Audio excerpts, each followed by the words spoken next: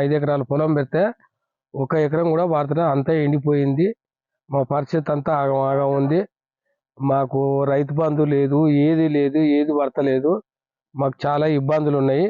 కాలం పోయి అంత ఆగం ఉంది పరిస్థితి. బోర్లు వేసినా బోర్లు కూడా ఫెయిల్ అవుతున్నాయి. ట్యాంకర్లతో నీళ్లు పెట్టినా కూడా మాకు పారట్లేదు. ఎండిపోయింది. ఆల్రెడీ గొర్రెలే మెస్తున్నాయి. గొర్రెలకి ఇచ్చేసినాం. కష్టపడతాం. ఎంత బాధపడ్డా మాకు ఏం లేదు. అక్కడ మాకు ఆగం ఉంది పరిస్థితి. మా చిట్యాల మండలం యువ రైతుని. ఈ వర్షాధారాలు లేక వర్షాలన్నీ పొలం అంతా ఎండిపోతుంది. మేము ట్యాంకర్లతోటి వాటర్ తీసుకొచ్చి పోవడం జరుగుతుంది. అందుకు మాకు ప్రభుత్వము ఇప్పటి వరకు 2 ఎకరాల వరకు 3 ఎకరాల వరకు పడ్డాయి రైతు బంధు. ఇప్పుడు కతిమయన్న పడితే మాకు కొద్దిగా ఆసరా ఉంటుందని మనం చేస్తున్నాము.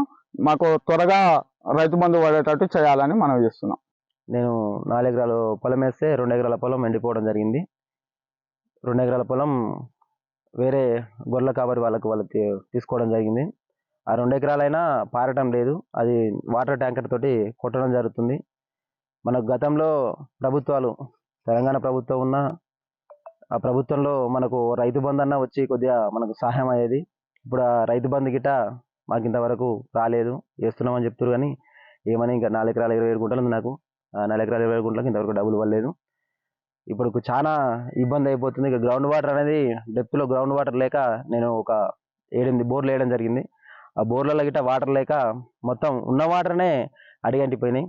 బోర్లు వేసినా కానీ ఎన్ని బోర్లు వేసినా బోర్లకి అది అయిపోయింది, కానీ మాకు మాత్రం ఏం లేదు. వచ్చాను చూడండి, మొత్తం ఎండిపోయింది. ఏం లేదు, దాంట్లో వాటర్ లేదు. మాకు ఇక్కడ దగ్గర ఉన్న పిలాయిపల్లి కానీ ధర్మారెడ్డి కాలువ కానీ ఇదివరకు గతంలో పోతే మాకు కొద్దిగా ఎలివన్ వచ్చేది.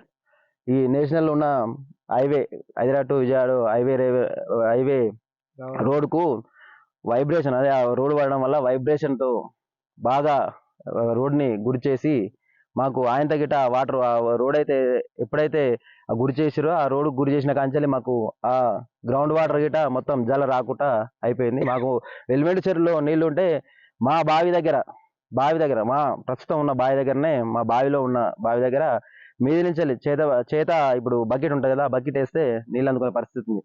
ఆ పరిస్థితి ఉండే.